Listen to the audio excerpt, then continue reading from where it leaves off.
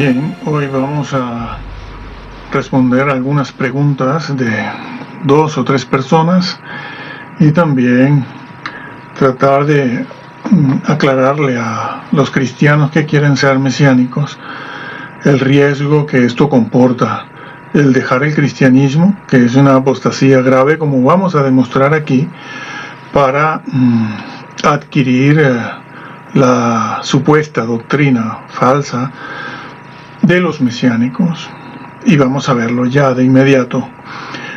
Al mismo tiempo vamos a estar viendo lo que está pasando, ¿no? Y el porqué de lo que está pasando, es decir, muchos creyentes que habían puesto sus ilusiones y esperanzas en algunos líderes masivos de los medios de comunicación, los más media, redes sociales,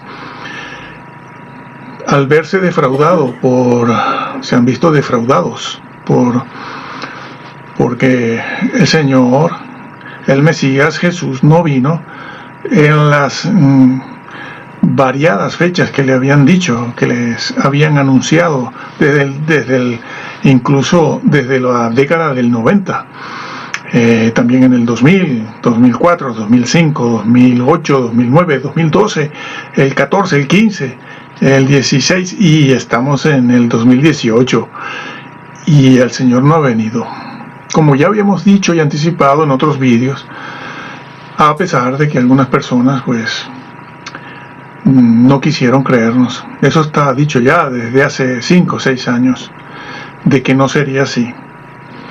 Bien, y se han ido al mundo, y otros se han ido a sus casas, porque se sienten defraudados. Esto les pasa por seguir y por alimentar a aquellos que no tienen que escuchar.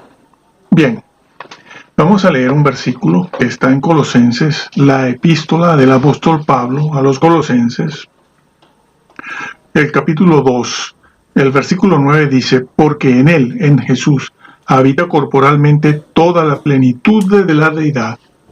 Toda la plenitud de la deidad habita en Jesús, dice este versículo. Bueno, repito que el versículo dice eso, ¿no? Porque en él habita corporalmente toda la plenitud de la deidad. Tenemos que empezar por algún lado para hablar de lo que está sucediendo con tantos cristianos que se están yendo al mundo o a las sectas, y tantos cristianos que quieren hacerse judíos y hacerse mesiánicos, están con ganas de pasarse al mesianismo, negando así la deidad de Jesús y la Trinidad, negando la Trinidad. Es la peor de las apostasías que pueden ocurrir, la peor, y de ella no hay regreso.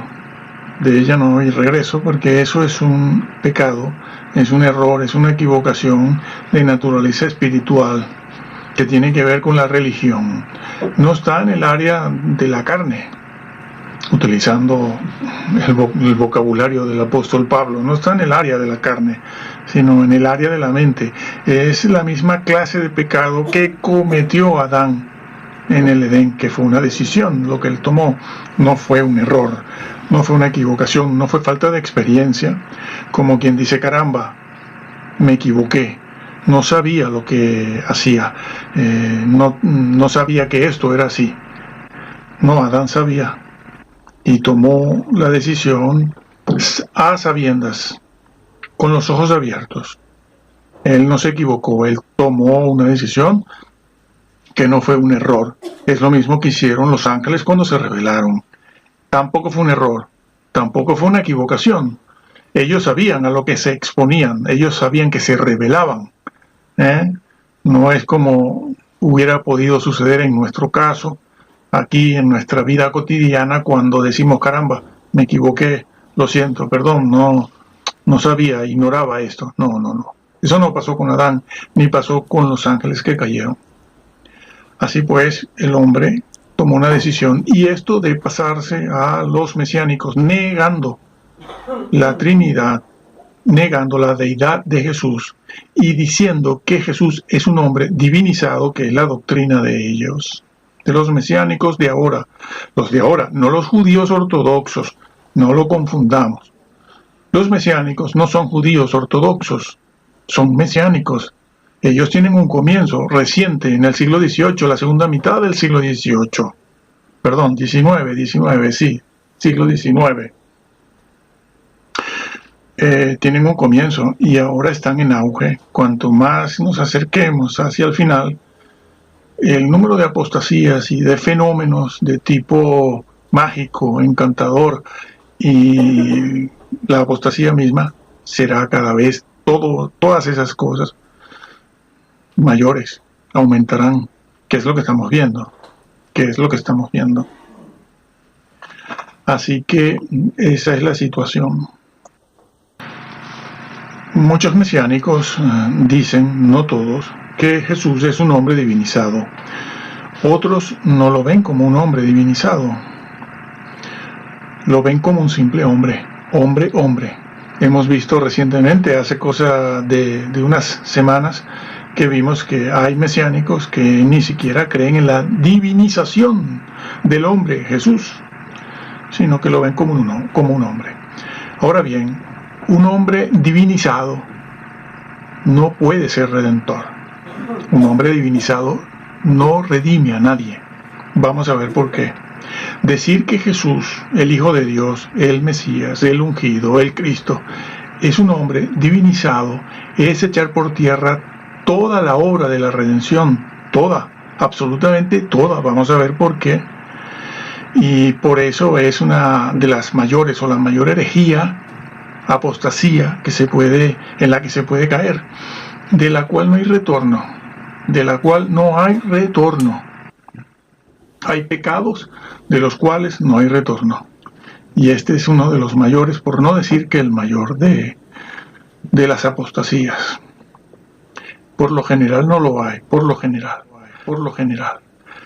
Bien, ¿por qué un hombre divinizado no puede ser el Hijo de Dios? No puede ser el Redentor, no puede salvar a nadie. Estamos viendo que el apóstol Pablo, aquí en la epístola a los Colosenses, en el capítulo 2, el versículo 9, él dice, porque en él, en Jesús, habita corporalmente toda la plenitud de la deidad. Lo dice. ¿Por qué lo dice? Bien, se emplea el vocablo deidad, no divinidad. No está diciendo que en Jesús reside la divinización. No se refiere el apóstol Pablo aquí a un hombre divinizado, sino que está hablando de la deidad.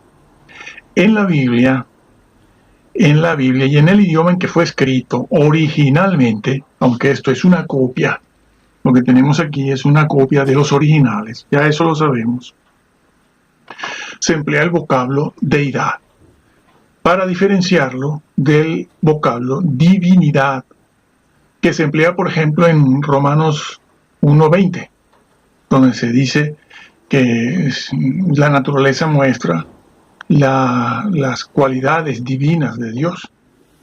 Precisamente, eso es. El vocablo deidad se emplea para hablar de lo que un ser es, en este caso Dios, lo que Dios es, no solo lo que hace, o no solo los atributos que tiene, las cosas que le caracterizan, sino lo que la persona es en esencia. Eso significa el vocablo deidad. Esa palabra deidad se usa para eso, para hablar de lo que la persona es, un ser es. Mientras que la palabra o el vocablo divinidad no se emplea para hablar de la esencia, sino de las cualidades de un ser, de una persona, en este caso, de un ser.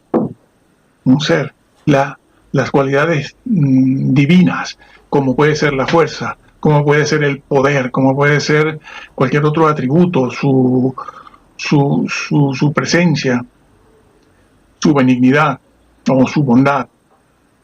Para eso se emplea la palabra divinidad, no deidad, no, divinidad, para hablar de las cualidades, lo que la persona puede hace con las cosas que le caracterizan, lo que tiene tiene poder, tiene fortaleza, tiene fuerza, tiene la capacidad de hacer algo. Mientras que deidad no se refiere a eso. El vocablo deidad se refiere a lo que la persona es, la esencia. Yo soy, o Dios es, eso, deidad. ¿Qué significa eso? Bueno, Dios es que no hay más nadie como Él que sea Dios, por eso, ¿con qué lo vamos a comparar? Y Pablo le aplica a Jesús ese vocablo. No dice que es un ser divino o divinizado, dice que en Él habita la deidad total, corporalmente. Bueno, ¿por qué eso es así? Pablo lo está diciendo a raíz de varias cosas. Y continuamos diciendo por qué eso es así. Vámonos al huerto del Edén. ¿Quién pecó allí? ¿Pecó un hombre o un hombre divinizado? ¿O pecó un nefili? ¿O los nefilim? ¿Quién pecó? Pecó un hombre. La palabra que debemos usar para esto no es pecado, sino transgresión. ¿Quién transgredió? ¿Quién traspasó las leyes? ¿Quién desobedeció en el Edén? Un hombre mortal, como todos nosotros, como cualquiera de nosotros. Eso fue lo que sucedió allí, lo que pasó. Un hombre pecó. Entonces, a esa transgresión, a esa ley violada, le corresponde un castigo, es decir, una sentencia. Lo mismo sucede con nuestros jueces en nuestra sociedad. ¿Cuál era la sentencia? Que iba a caer sobre la primera pareja humana por la transgresión, la rebelión que ellos cometieron, la decisión que tomaron en contra de Dios. La sentencia era la muerte y la muerte eterna, las dos cosas. Es una muerte, pero es eterna. Es muerte eterna. Bien, esa era la sentencia que recaía sobre el hombre. No recaía sobre la culebra, no recaía sobre Satanás. Recayó sobre el hombre y es eterna. La sentencia era eso, muerte eterna. Y inmediatamente después viene la promesa de restauración, es decir, de redención, sobre quién iba a recaer el trabajo, la obra de la redención. ¿Qué promesa le hizo Dios a Eva? No a Adán, se la hizo a Eva. Le dijo que un hombre de su simiente, pues tiene que ser un hombre normal. De su simiente nacería aquel que iba a redimir la creación entera, el universo entero, No solo el hombre y la tierra, no, es el universo. Como dice Romanos 8, si mal no recuerdo, Romanos 8 creo que lo dice, la creación entera, toda, es decir, el cosmos, cayó en vanidad debido al pecado del hombre. Y la creación toda espera la redención de los hijos de Dios para volver a recuperar, a recuperar su antiguo propósito con el cual fue hecho. El propósito ya existía, pero se ha venido a menos a causa del pecado y la rebelión de los ángeles caídos, de los ángeles que se rebelaron y del hombre mismo. Bien, la promesa de redención fue hecho un hijo de María, un hijo de mujer, en este caso María. Eso no es un hombre divinizado, eso es un hombre, un ser humano normal, como nosotros. No, ¿por qué así? Porque un hombre divinizado no fue el que pecó, un hombre divinizado no fue el que cayó. No puede obrar la redención un hombre que no sea hombre, el mismo que cayó. Los ángeles, por eso los arcángeles, es un error decir que un arcángel es un redentor, porque los arcángeles no pecaron. No hay redención para los arcángeles. En el huerto del Edén no pecó un arcángel. Entonces la sentencia no va a caer sobre ese arcángel, porque en el huerto del Edén no pecó un arcángel, no pecó un hombre divinizado. Y lo que tiene que redimirse es un hombre, 100% puro hombre. La sentencia no puede recaer, no recayó, no recae sobre un hombre divinizado, porque en el Edén no cayó, no se reveló, no transgredió un hombre divinizado. Eso es sencillo de entender. Entonces la sentencia recae sobre un hombre, una sentencia que además es eterna, completamente eterna. El Redentor tiene que ser una persona, un hombre que pueda cargar, por lo tanto, con esa sentencia eterna. No es simplemente una sentencia que tiene un comienzo y tiene un fin, es eterna, es completa, es infinita. ¿Por qué? Porque la ley que se quebrantó era una ley eterna. No estemos pensando erradamente, como les han enseñado, que todo esto va a pasar. No, todo esto que estamos viendo es eterno. De hecho, tiene que ser restaurado. Mi palabra no pasará, dijo el Señor. El Señor lo dijo, mi palabra no pasará. Cielo y tierra pasarán para dar lugar a una tierra nueva, a un cielo nuevo, superior a este. Pero no pasará. Las leyes de Dios son eternas. ¿Por qué? Porque son un reflejo de Él mismo. Él es eterno. Y la sentencia, por eso la sentencia que Él le dio al hombre, que el hombre era un ser material, era eterna. ¿Y quién ha de restaurar? ¿Quién ha de pagar por esa sentencia? El hombre tendría que estar eternamente condenado lejos de Dios a eso que llamamos el infierno. A eso que tantos cristianos niegan. Bueno, y pseudo cristianos también lo niegan, ¿no? Pero el infierno es necesario, muy necesario, para todos los que se rebelan contra Dios. Bueno, pues eso, quien tiene que cargar con la sentencia es un ser que tenga la capacidad, una capacidad que le permita soportar algo que es eterno, y es la sentencia. ¿Quién puede ser? Los hombres no tenemos esa condición que nos permita soportar una sentencia eterna y pagar por ella, de tal manera que al pagar esa deuda, esa sentencia, pueda restaurar el universo a su condición original y acabar con esta injusticia que tenemos, con esta injusticia, con esta muerte sin sentido, y acabar en forma definitiva. ¿Quién puede? ¿Quién puede acercarse a Dios y decir yo pago por todos ellos? ¿Qué hombre mortal, un hombre mortal puede pagar una sentencia eterna delante de Dios? Pero si los hombres somos lo que somos, ya sabemos, no hace falta hablar mucho para saber que no tenemos las condiciones necesarias, como vamos a ir viendo aquí, que las vamos a explicar. No es para mañana, ni es para después, ni para otro vídeo. Aquí lo vamos a ver ahora. Bien. Aparte de eso, hacía falta un hombre que pudiera tener la condición necesaria para entrar en el lugar santísimo. Sí, eso que hizo Jesús, eso que niegan muchos, ¿no? Que dicen que Él no entró hasta 1843, 44, después dicen que sí entró, pero que no entró del todo, en fin. Bueno, alguien tenía que entrar en el lugar santísimo para mediar, para desempeñar la función de intercesor, mediador e intercesor. Los dos vocablos se le aplican a Jesús y se le aplican al Espíritu Santo mismo, No hagan diferencia, la diferencia que hacen algunos romanistas, que dicen que Jesús es mediador, pero los intercesores son los santos. Búsquese en una concordancia el vocablo tan sencillo como esto. No tienen que saber griego ni hebreo, ni tener el doctorado, que por aquí tenemos la licenciatura y otras cosas más.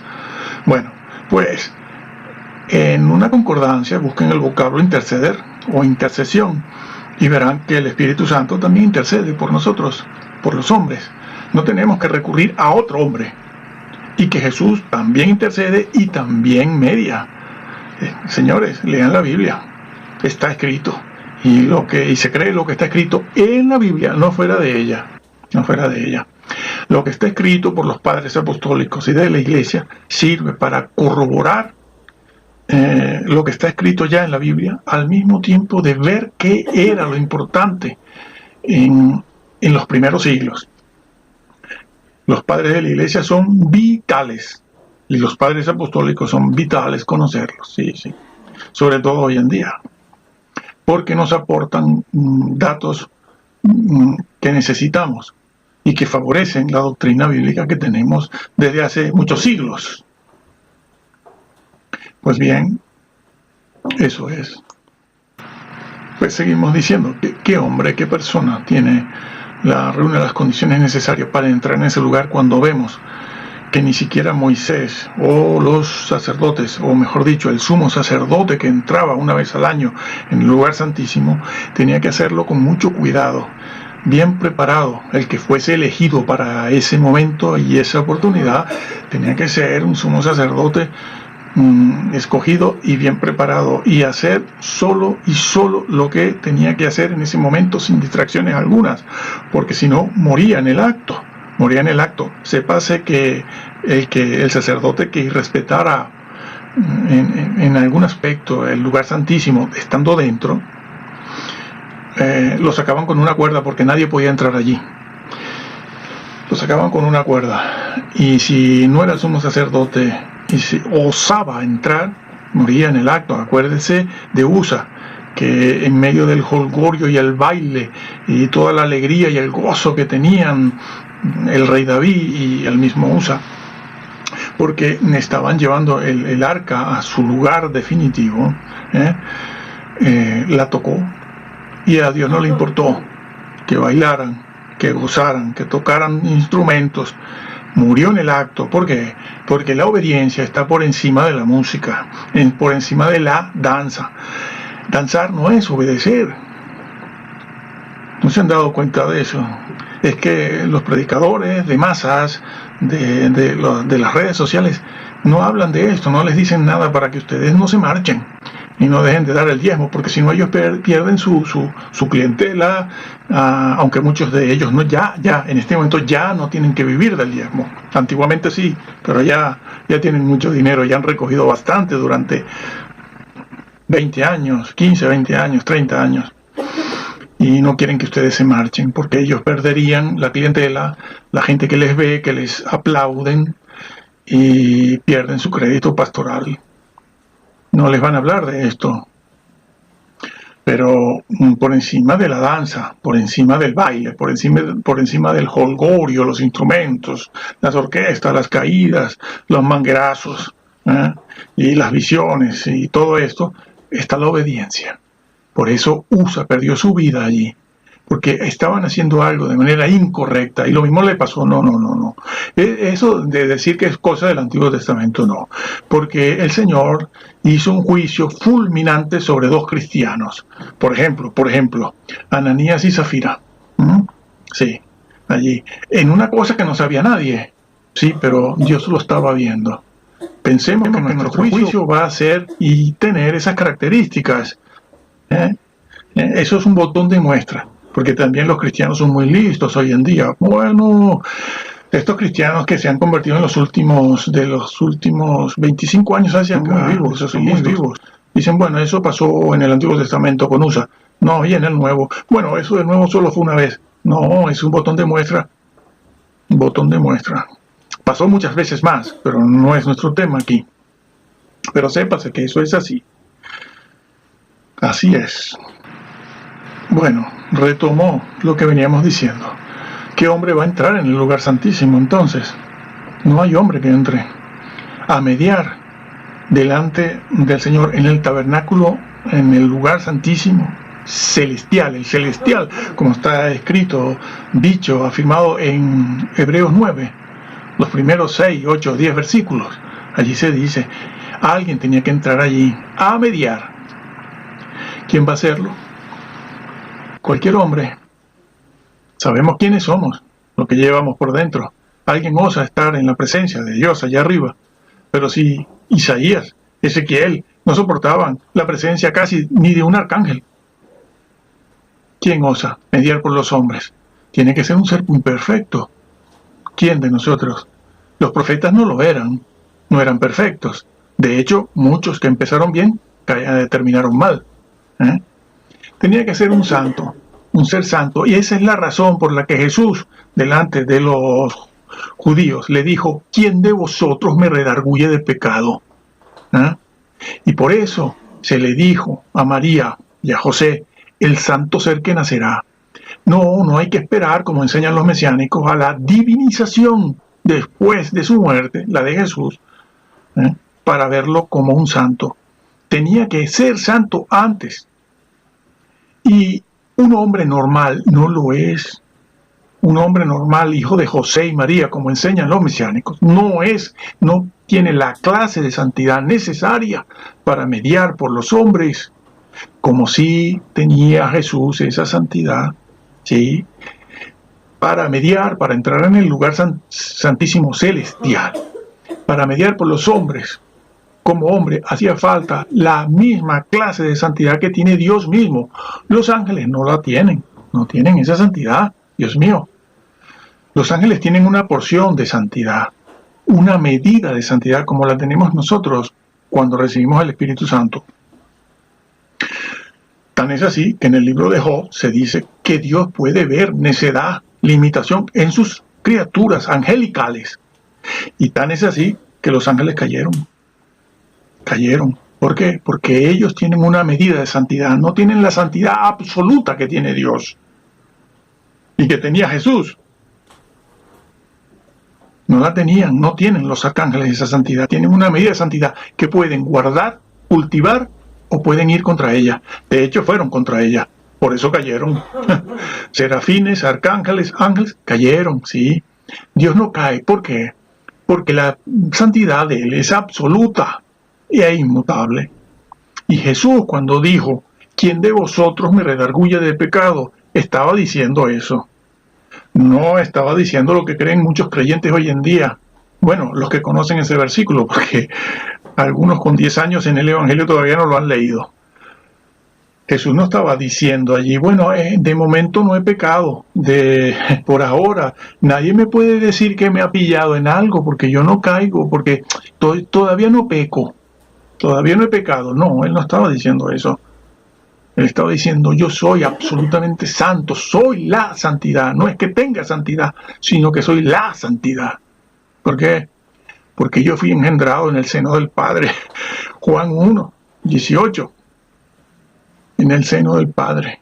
El Salmo también lo dice, ¿no? Este es mi Hijo amado. Hebreos también, 1. Yo te he engendrado hoy. No dice te he creado. Distingan esto bien, ¿eh? Dice: yo te he engendrado, es otra cosa. Y engendrar en el seno del Padre es una actividad, una acción eterna. Porque en el Padre todo es eterno e infinito. Por eso Jesús tiene deidad. Lo que está diciendo el apóstol Pablo: en Él habita la plenitud de la divinización, de la divinidad, no, de la deidad. La Biblia es clara, fue inspirada por Dios. Los copistas no se equivocaron aquí. De eso hablaremos luego. Pero bien, Jesús no estaba diciendo: bueno, de momento no he pecado. No, estaba diciendo: ¿quién de vosotros me redarguye de pecado? Yo soy santo absolutamente. Eso fue lo que se le dijo a José y a María, la madre del Señor. Le dijeron: el santo ser que nacerá. El santo ser, pero no es un hombre normal. Es Dios asumiendo naturaleza humana. No es que Dios se hizo hombre, eso es un error, otro error de los mesiánicos. Decir que los cristianos enseñan que Dios se hizo hombre. No, nosotros no enseñamos que Dios se hizo hombre, sino que Dios asumió, es diferente, asumió naturaleza humana en el Hijo, en su Hijo, el que Él engendró en el seno, en el seno del Padre.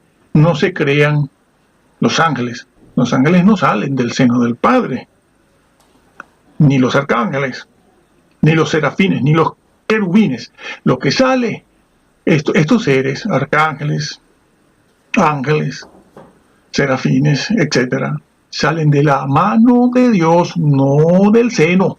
En el seno solo está, como la misma Biblia lo dice, el Evangelio de Juan, el capítulo 1, dice: en el seno del Padre habita el Hijo de Dios. Él le ha dado a conocer. El unigénito Hijo mejor dicho, el unigénito Dios que está en el seno del Padre. Eso está en Juan. En Hebreos y en los Salmos se dice que fue engendrado allí en el seno. En el seno del Padre no hay arcángeles, no hay serafines ni querubines, solo hay un hombre que tiene deidad, el Hijo de Dios. Allí no entra nadie. Cuando él dijo, del Padre vengo y al Padre voy, estaba diciendo eso, señores. No apostaten negando la deidad de Jesús, porque de esa apostasía no hay regreso. En el 90% de los casos no hay regreso. Es una desviación que cada vez pronuncia mayor su deriva.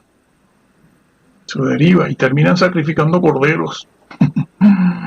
Sí, sacrificando corderos, amigos. Y primero dicen que no harán eso. No, sí lo hacen. Pues eso, el Señor lo dijo, en el seno del Padre. Fue engendrado, no creado. No fue creado. Jesús no es creado, es engendrado. Por eso Él tiene la santidad que tiene la deidad mismo. Pues eso es lo que lo hace redentor.